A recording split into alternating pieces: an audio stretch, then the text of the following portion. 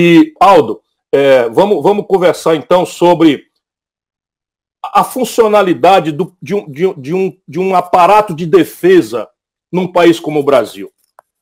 Outro dia eu ouvi uma provocação, e eu achei uma provocação muito perigosa, em que a pessoa, eu até botei isso no livro que eu estou agora, já vai sair essa semana, eu vou mandar o seu, não é de presente, porque eu quero muito a sua crítica. Esses 10, 15 dias sai esse livro. O nome do livro é Projeto Nacional, o Dever da Esperança. E eu tento aprofundar ali a compreensão do que está acontecendo e propor saídas para o Brasil, naturalmente, para serem melhoradas pela crítica, pela discussão, e o seu exemplar eu farei chegar pessoalmente, porque a sua crítica eu espero e preciso. Veja, esse provocador me disse o seguinte: ora, se o Brasil está aceitando um alinhamento automático com a grande potência do Norte, e se, neste caso, nós nos transformamos numa espécie de protetorado dele, perguntou o provocador, para que ter forças armadas no Brasil? E eu disse para ele, olha, esse é um raciocínio muito perigoso, porque eu advogo um projeto nacional de desenvolvimento, e para a gente ter um projeto nacional de desenvolvimento, a gente tem que ter duas pernas. Um esquema, uma estrutura de defesa profissional, extremamente bem moderna e equipada, com efeito dissuasório. O Brasil não tem vocação nem aptidão histórica nenhuma para agredir ninguém. Mas se a gente não tiver força dissuasória para dizer, neste pedaço de chão do planeta Terra, quem manda somos nós. Nós simplesmente não temos como celebrar um projeto nacional diante dos antagonismos externos. E a outra perna é uma política externa audaciosa que patrocine os interesses do Brasil na contradição do mundo.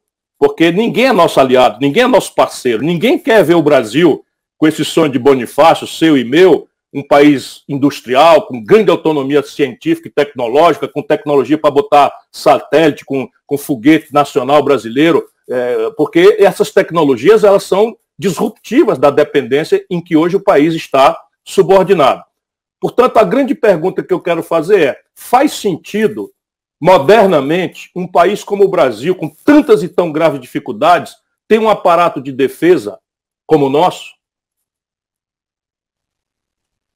Eu creio que o nosso aparato de defesa, Ciro, ainda está muito aquém das nossas necessidades, das nossas o que eu penso carências. Comovidamente. O Brasil não tem força para segurar 48 horas de guerra contra ninguém. Não temos. E a defesa, eu sempre dizia lá no Ministério, para os nossos comandantes, que a defesa é uma composição de dois vetores. Um que é dado pela escolha, pela opção. Você pode privilegiar uma força naval em prejuízo da força terrestre, uma força aérea ou aeroespacial. Você pode escolher o submarino a propulsão nuclear ou um número maior de submarinos convencionais. Você pode fazer essas opções.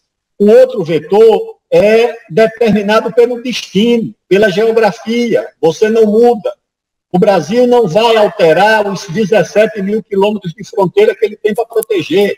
Ele não vai alterar o espaço aéreo de 8 milhões de quilômetros quadrados, 8 milhões e meio em terra, e mais 4 milhões e meio de quilômetros quadrados no mar. Nós não vamos escolher se temos ou não 7.500 quilômetros quadrados de litoral, que vamos precisar de uma segunda base naval, que nós não temos, já temos uma esquadra no Rio de Janeiro, vamos precisar da segunda.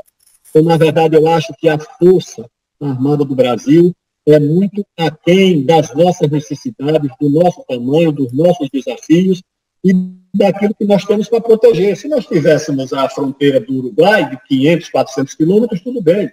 Não, nós somos um país continental com muitos desajustes e, além do que, as Forças Armadas no Brasil suprem muitas deficiências do Estado brasileiro em muitas áreas. Eu sempre também dizia que o Brasil, as Forças Armadas acumulam uma dupla função, a função de defesa da pátria e a função da construção do país. A construção científica, os nossos dois primeiros computadores, um foi feito com a Marinha, que se chamava Cisne Branco, e depois a Aeronáutica fez um com a USP e botou o nome de Patinho Feio. Nós fizemos o programa nuclear com a Marinha, que é um programa nuclear basicamente civil. Nós fizemos o programa espacial com a Força Aérea, Quem fez o melhor centro de tecnologia, a melhor faculdade de engenharia do Brasil, foi um militar, seu conterrâneo, o brigadeiro Cassimiro Montenegro, um sonhador, um patriota. Grande cearense. Grande cearense. Para provar que as Forças Armadas não são xenófobas, Cassimiro Montenegro foi aos Estados Unidos, foi ao MIT, trouxe um americano para fundar o ITA, e esse americano foi o primeiro reitor do ITA. O primeiro reitor do ITA foi um americano. Ou seja, nós fizemos com as Forças Armadas outro grande brasileiro, o almirante Alberto da Costa Silva, que também fundou o CNPq, fundou a FINEP, também foi fundada nos governos militares. Ou seja, ajudaram a construir o Brasil e a construir também socialmente na Amazônia. A presença do Estado se dá basicamente pela presença das Forças Armadas. São aqueles navios hospitais da Marinha, a presença daqueles pilotões de fronteira, dando assistência aos indígenas. Eu vi, Ciro, uma vez, lá na fronteira, acho que com o Suriname, ou com a Venezuela, uma dentista, uma jovem dentista, da aeronáutica, uma tenente, segurando um menino já de uns 10 anos, um índio, escovando os dentes do menino, ela mesma. Eu digo, tenente, e esse menino não sabe escovar os próprios dentes? Ela disse, ministro, esse menino nunca viu uma escova na vida. A primeira vez que esse menino está vendo uma escova é agora. Vira na fronteira com o Peru, um município inteiro, sabe, esses municípios que são quase do tamanho do estado de Alagoas. O prefeito chegou e disse, ministro, já estava na época de remover uma médica, uma moça formada na UFMG, e foi lá como médico ganhando 6, 7 mil reais, podia estar ganhando 50 mil, trabalhando em 5 ou 4 ou 5 prefeituras. Foi lá, ele disse, não tira essa moça daqui não, que é a única médica que temos no município. Então, as Forças Armadas, elas, de fato, exercem funções subsidiárias para suprir deficiências do Estado brasileiro em área como ciência, tecnologia, para fazer esse reator multipropósito, que é um reator para fazer material radioativo para finalidades médicas. É na Marinha que nós vamos fazer isso, com um projeto argentino que nós assinamos quando eu estava no Ministério da Defesa. Então, é o seguinte, as nossas Forças Armadas precisam de recursos, são instituições necessárias. Todos os grandes países, os Estados Unidos, a China, a Rússia, valorizam suas instituições armadas, porque elas também são detentoras de valores. O general Zenildo, que era um patriota, que foi o último ministro do Exército no governo do Fernando Henrique, o que é que ele fez? Ele disse que a fundação do Exército Brasileiro é em Guararapes, no dia 19 de abril de 1654, quando nós derrotamos os holandeses. Preocupado com os nossos vizinhos, o general Zenildo batizou um batalhão de engenharia em Roraima com o nome do Simão Bolívar. Você não vê uma estátua do Simão Bolívar em nenhuma universidade brasileira, mas tem uma estátua do Simão Bolívar no batalhão de engenharia de construções de Roraima. O Zenildo era um grande patriota. Não sei se ainda é vivo, se for, vai minha homenagem para ele. O batalhão São Martim, que foi feito lá no Rio Grande do Sul, em homenagem ao patriarca da independência argentina.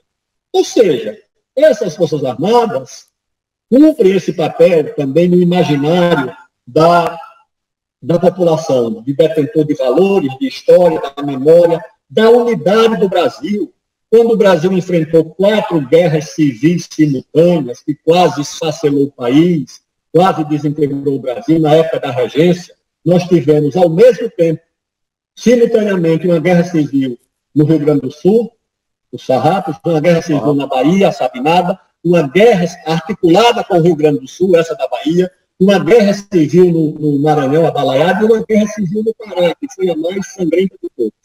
Eram 4 guerras civis simultâneas num país em formação, onde a consciência nacional era frágil, onde não existia. Imagine a situação de você ter um império sem imperador, uma monarquia sem monarca. Ou seja, não tinha autoridade. O Feijó disse, isso aqui ninguém está conhecendo mais ninguém. O Brasil, como governo, não existe mais. Foi o Exército, que era a única instituição nacional. Daí veio o Caxias. A pacificação do país, manteve a integridade do território, apoiou a abolição, apoiou a república. Depois fizeram uma guerra civil entre eles, que foi o tenentismo, né? militar de um lado e do outro, apoiaram depois o Getúlio, ou seja, cometeram os seus enganos, os seus erros, trouxeram para o país a Guerra Fria, que dividiu o país, e dividiu inclusive as Forças Armadas, mas essa instituição precisa ser avaliada, ser analisada também com alguma generosidade. Isso sem passar a mão nos erros e nem confundir a instituição com seus integrantes. Certo? Eu acho que essa sua última frase é uma síntese daquilo que é uma angústia que eu estou tendo muito grande e que está me levando a ter certas asperezas que eu nem gosto. Eu tenho todas, como você também, eu acho que você tem mais, eu tenho todas as medalhas, todas.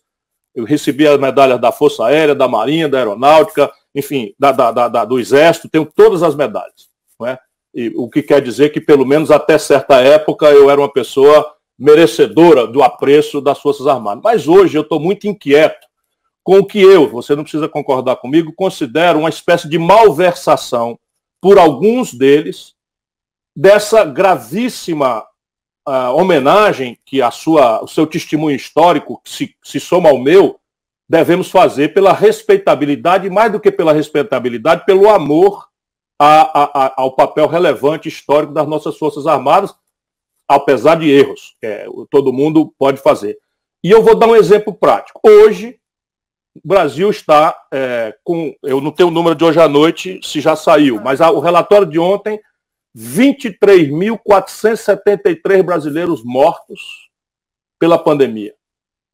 E o Brasil é o país que menos testa no mundo, é um país que está tendo agora uma novela de escândalo, de desvio de dinheiro em matéria de enfrentamento da pandemia, e o Ministério da Saúde é ocupado por 20 militares, nenhum deles com formação em saúde, por manipulação do Bolsonaro. Eu não acho que o general que se dispôs a cumprir essa missão tenha ele própria responsabilidade. Mas, quando o Bolsonaro faz isso, a minha advertência fraterna, respeitosa, é de que quando forem 100 mil, que Deus nos livre, mas todas as simulações hoje das universidades simulam para agosto o Brasil chegando em 125 mil mortos, isso vai para a conta de alguém. Isso vai para a conta de alguém. Quando um ministro politiqueiro, eu hoje recebi uma admoestação fraterna de um amigo meu militar, tem um pouquinho de paciência aí, porque refere artigo, que você deve conhecer de cor. Ele me dizendo que eu cometo um erro quando eu chamo o Heleno de general. E eu me penitencio, de fato eu não devia fazer, porque quem está malversando o título nobilíssimo de general é o Heleno, que é um político. Aí ele me diz, isso está desde o Góes Monteiro no Estatuto dos Militares, que dispõe no seu artigo 28, inciso 18, determina que os militares se abstenham na inatividade do uso das designações hierárquicas. A, em atividades político-partidárias. B, em atividades comerciais. C, em atividades industriais. Ou seja, quando ele se refere como general, ocupando um cargo político-partidário de ministro de um governo eleito, enfim, civilmente, ele é que está fraudando o Código de Ética Militar e, portanto, se submetendo até às funções disciplinares dessa questão. Mas o que eu digo é, quando ele solta uma nota, veja, não precisa concordar comigo, Aldo, é só eu que quero pedir sua reflexão com a sua ponderação e superioridade generosa, não é? Eu estou no meio dessa luta hoje. Então, quando ele pega, por exemplo, o ministro Celso de Mello recebe uma petição de 4 partidos políticos. E nessa petição, esses partidos políticos, entre os quais está o meu partido, o PDT, nós estamos pedindo que na esteira do inquérito que apura essa confrontação, cheia de artigos do Código Penal, a serem verdadeiras as acusações recíprocas entre Moro e Bolsonaro, o ministro Celso de Mello, que relata o inquérito pedido pela Procuradoria-Geral da República, recebe uma petição nossa em que nós estamos pedindo que outros elementos de prova se acostem aos autos. E juntamos lá depoimento, a cariação, uma série de coisas, e pedimos, nem damos muito de dar ênfase a isso, a abertura do sigilo de comunicação dos celulares do filho do Bolsonaro, que parece estar entranhado nessas coisas todas, e do próprio Bolsonaro. Não tinha centralidade. O que faz o ministro Celso de Mello em rigoroso cumprimento da lei? Baixa ao Ministério Público para que ele emita parecer. Ou seja, não fez absolutamente nada. Aí sai o ministro Heleno, não é? Que está malversando o título né, de general contra o Código, agora eu estou sabendo pelo artigo 28, inciso 18 do Código de Ética Militar, solta uma nota que não nos deixa, nós democratas, outra alternativa que não confrontá-lo. Desancando o poder civil, a democracia, o Estado de Direito democrático, como se a ele se atribuísse uma tutela para dizer o que é ou não é tolerável numa democracia.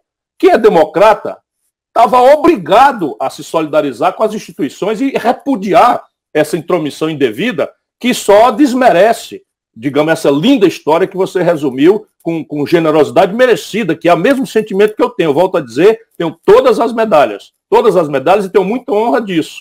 Não é? E acho que é essencial para um país como o nosso, para além de tudo mais, que a gente ame as Forças Armadas, porque senão nós não teremos projeto nacional.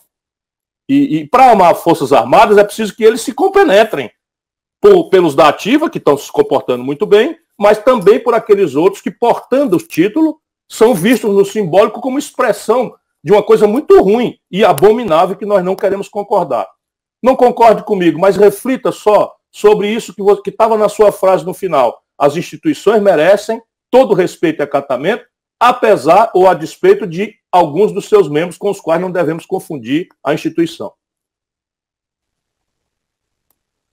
Exatamente. Aliás, você citou um personagem cuja biografia foi escrita por um jornalista carioca, tem o título de O General Góes Depõe. É a biografia do General Góes Monteiro. O General Góes Monteiro é alagoano, foi o chefe militar. É um homem extraordinário. E foi tudo. No governo Getúlio, ele era o condestável da República. E nessa biografia, eu lembro que ele faz uma advertência que a pior mazela das Forças Armadas no Brasil é a vocação de alguns dos seus integrantes para a milícia e a gendarmeria. Ou seja, integrarem as Forças Armadas em lutas políticas internas, transformar as Forças Armadas em gendarmeria de grupos sociais, em milícia, a palavra é essa, certo? É até uma palavra contemporânea, em milícia. Essa advertência do general Góes Monteiro era exatamente por conta daqueles pronunciamentos dos anos 50, onde se reuniu um grupo de capitães, de oficiais, e achavam que podiam determinar o rumo do país. Eu fiz, inclusive, uma nota sobre um artigo, né, para um portalzinho aqui sobre essa carta do general Heleno, das consequências imprevisíveis, e dos colegas dele, que também falaram de desfecho imprevisível e até da guerra civil. Eu digo, mas essa gente não conhece a história do Brasil, não já viu o que é que guerra civil produz?